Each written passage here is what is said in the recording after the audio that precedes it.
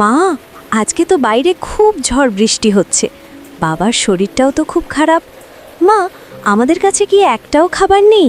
তাহলে তো বাবা খেতে পারতো।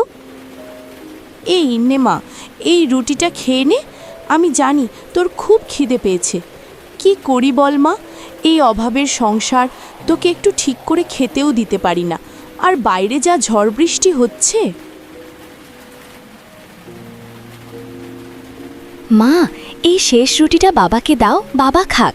বাবা খুব অসুস্থ, বাবা যদি একটু খাবার খায় তাহলে বাবার শরীরটা ভালো থাকবে। রিয়ার কথা শুনে তার বাবা উঠে বসল, আর তার চোখ দিয়ে জল পড়তে লাগলো। সে ভাবল যে এইটুকু বয়সে রিয়ার কত বুদ্ধি। না মা, তুই খা, তুই তো ছোট। রিয়া যখনই রুটিটা খেতে গেল, ঠিক তখনই দরজায় কে যেন ধাক্কা মারছিল। কেউ কি বাড়িতে আছো? তারা সবাই হঠাৎ অবাক হয়ে গেল। তারা মনে মনে ভাবল, এত ঝড় জলের মধ্যে কেই বা দরজায় ধাক্কা দিচ্ছে। তাই তারা দরজার দিকে এগিয়ে গেল। বাবা, আমি খুবই ক্ষুধার্ত, 2 দিন ধরে কিছু খাইনি, আমাকে একটু খেতে দিতে পারবে?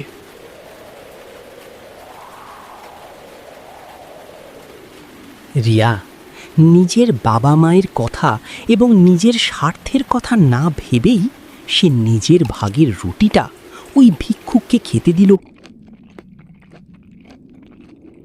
ধন্যবাদ তোমাদের, এই অভাবের সংসারে আমাকে একটি রুটি খেতে দিলে। ভগবানের কাছে প্রার্থনা করব তোমাদের এই অভাব যেন খুবই শীঘ্র নিবারিত হয়। ভগবান তোমাদের মঙ্গল করুক। এরপর হঠাৎ সেই ভিক্ষুকটার চোখ দুটো উজ্জ্বল আলোতে জ্বলজ্বল করে উঠল, এবং হঠাৎ সেই ভিক্ষুকটি অন্ধকার রাতে উধাও হয়ে গেল। ও মিষ্টি ও তার বাবা মা সেই রাতে না খেয়ে ঘুমালো। পরের দিন সকালে তারা যখন একসাথেই বসেছিল, হঠাৎ তাদের বাড়িতে এক রাজ সেনাপতির আবির্ভাব ঘটল। এই দেখে তো তারা রীতিমতো অবাক হয়ে গেছিল। শোনো মহাদেব, আমি রাজমহল থেকে এসেছি। রাজা আদেশ করেছেন যে তার রাজকোষে একটি বিশ্বস্ত মানুষের প্রয়োজন। তো গ্রামের ও আশেপাশের লোকজনের কাছ থেকে তোমার নামটাই বারবার আসছে। তাই তোমাকে নিয়ে যেতে এসেছি রোজার কাছে। ওখানে কাজ করবে এবং পয়সা পাবে।